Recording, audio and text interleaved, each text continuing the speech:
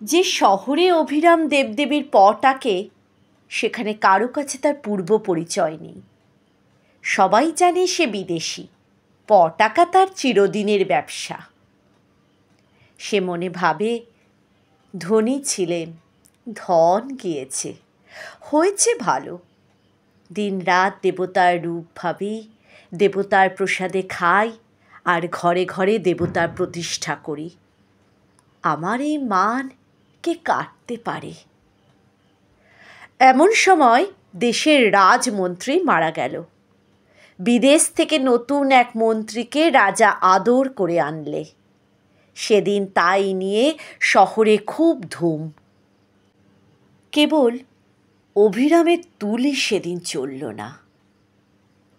নতুন রাজমন্ত্রী, এই তো সেই কুড়িয়ে পাওয়া ছেলে, যাকে অভিরামের বাপ মানুষ করে নিজের ছেলের চেয়ে বেশি বিশ্বাস করেছিল। সেই বিশ্বাসই হলো শীতকাঠি।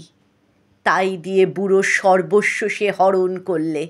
সেই এলো দেশের রাজমন্ত্রী হয়ে। যে ঘরে অভিরাম পটাকে, সেই তার ঠাকুর ঘর। সেখানে গিয়ে হাত জোর করে বললে, এই জন্যেই কি এত কাল রেখায় রেখায় রঙে রঙে তোমাকে স্মরণ করে এলেম? এতদিনে বর দিলে কি এই অপমান? এমন সময় রথের মেলা বসল। সেদিন নানা দেশের নানা লোক তার পট কিনতে এলো। সেই ভিড়ের মধ্যে এলো একটি ছেলে, তার আগে পিছে লোক লস্কর। সে একটি পট বেছে নিয়ে বললে, আমি কিনব। অভিরাম তার নফরকে জিজ্ঞাসা করলে, ছেলেটি কে? সে বললে, আমাদের রাজমন্ত্রী একমাত্র ছেলে। অভিরাম তার পটের ওপর কাপড় চাপা দিয়ে বললে, বেচব না। শুনে ছেলের আবদার আরও বেড়ে উঠল।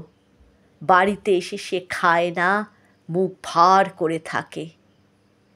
অভিরামকে মন্ত্রী থলি ভরা মোহর পাঠিয়ে দিলে। মোহর ভরা থলি মন্ত্রীর কাছেই ফিরে এলো। মন্ত্রী মনে মনে বললে, এত বড় স্পর্ধা!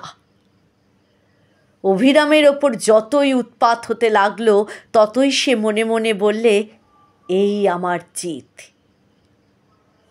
প্রতিদিন প্রথম সকালেই অভিরাম তার ইষ্ট দেবতার একখানি করে ছবি আঁকে। এই তার পূজা, আর কোনো পূজা সে জানে না।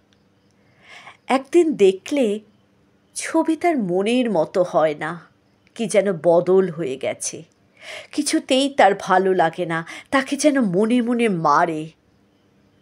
ধীরে ধীরে সেই সূক্ষ্ম বদল স্থূল হয়ে উঠতে লাগলো। একদিন হঠাৎ চমকে উঠে বললে, বুঝতে পেরেছি। আজ সে স্পষ্ট দেখলে, দিনে দিনে তার দেবতার মুখ মন্ত্রীর মুখের মতো হয়ে উঠছে।